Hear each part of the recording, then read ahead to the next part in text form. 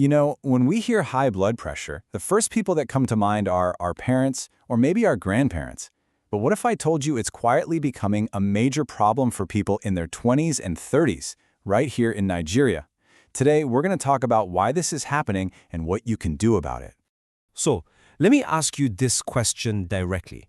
Do you think you're too young for high blood pressure? Be honest, because the reality we're seeing in hospitals and clinics all over Nigeria is telling a very different story.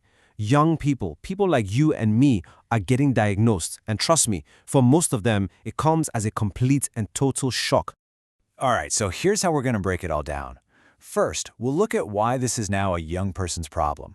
Then, we'll get into the specific lifestyle risks we face here in Nigeria.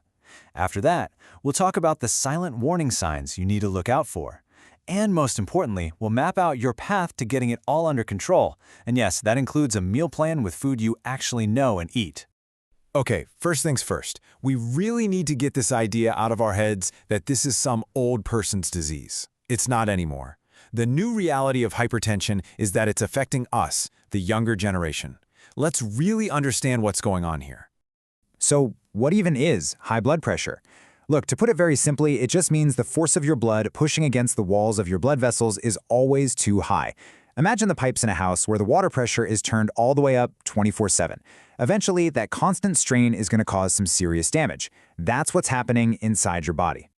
Let's talk about the numbers for a second. A normal, healthy blood pressure reading should be somewhere below 120/80. The danger zone? Well, that starts when your readings are constantly at 140/90, or even higher.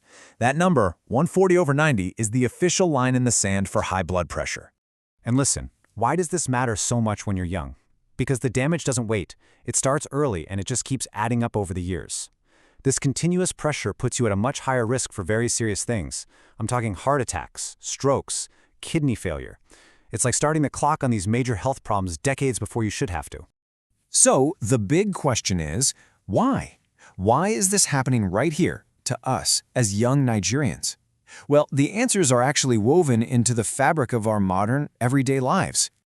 Let's start with a big one, something we all know and love, our food, and specifically, our love for salt. Think about it, from that perfectly seasoned jollof rice to suya to our delicious soups, our food is often packed with salt. And this high salt intake is one of the single biggest reasons for the rise in hypertension among young people.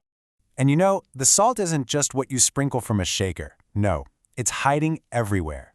It's in the seasoning cubes we use for stew, it's in that little sachet that comes with our instant noodles, it's in the meat pies, the puff puff, the chin chin. All of this hidden salt, or sodium, makes your body hold on to extra water.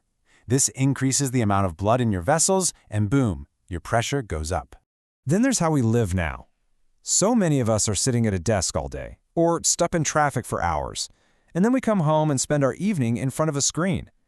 This lifestyle, with so little movement, means we're moving way less than our parents' generation did.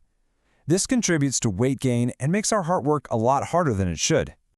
And we can't have this conversation without talking about stress. The stress of living in Nigeria. The pressure from work, from school, the general economic uncertainty, it's constant. This kind of long-term stress keeps your body in a state of high alert, increasing your heart rate and making your blood vessels tighter. It's a recipe for high blood pressure. Now, beyond salt and stress, there are other things. Our diet, too much white bread, sugary drinks. Then there's excessive alcohol and smoking, and carrying extra weight, especially around the belly. All of these put a strain on your system. And here's a very important one. If your parents have high blood pressure, your own risk is automatically higher, so you have to be extra vigilant. So how do you even know if you have it? This is the tricky part, because there's a very good reason they call hypertension the silent killer. Sometimes your body might be sending you small signals that are just so easy to ignore. You know, you brush it off as stress from living in Lagos or Abuja. Things like frequent headaches, feeling a bit dizzy sometimes, being tired all the time. But now, here is the most important thing I will say. Most people have no symptoms at all. You can feel perfectly fine, completely normal, while your blood pressure is dangerously high. That is why it's so dangerous. Okay, so that's the bad news. But let's not get discouraged here. Let's switch gears and talk about the solution. Because the really good news is that for young people, this is something you can absolutely control. You have the power to take charge of your health, and you can start today. It really comes down to 4 key areas. And look, this isn't about completely changing your life overnight. No. It's about making small, consistent improvements to what you eat, how much you move, how you handle stress, and your other daily habits. Let's start with the biggest and most powerful one, your diet. And we are going to make this super practical. This is a guide to eating for your heart using foods that are familiar, affordable, and available right here at home. The idea here is really simple. Use the foods you can find in your local market.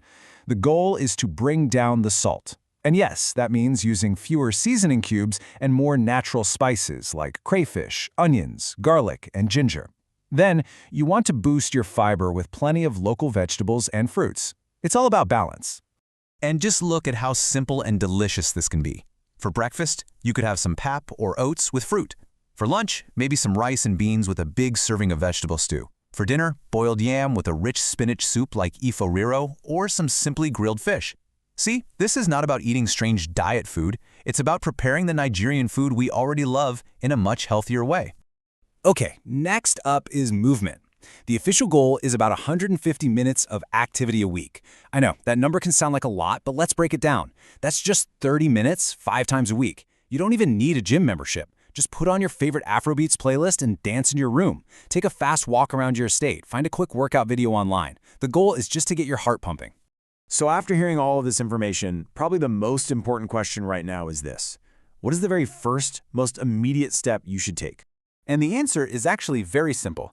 The single most important first step is to know your numbers. That's it. Sometime this week, please just walk into any local pharmacy or clinic and ask them to check your blood pressure. It takes 2 minutes. That's step 1. And step 2, make one small healthy change today. Just one. Maybe you swap that sugary drink for water, or you take a 15-minute walk tonight. It's these small steps, one after the other, that build a healthier future. Please don't wait until it's too late to find out.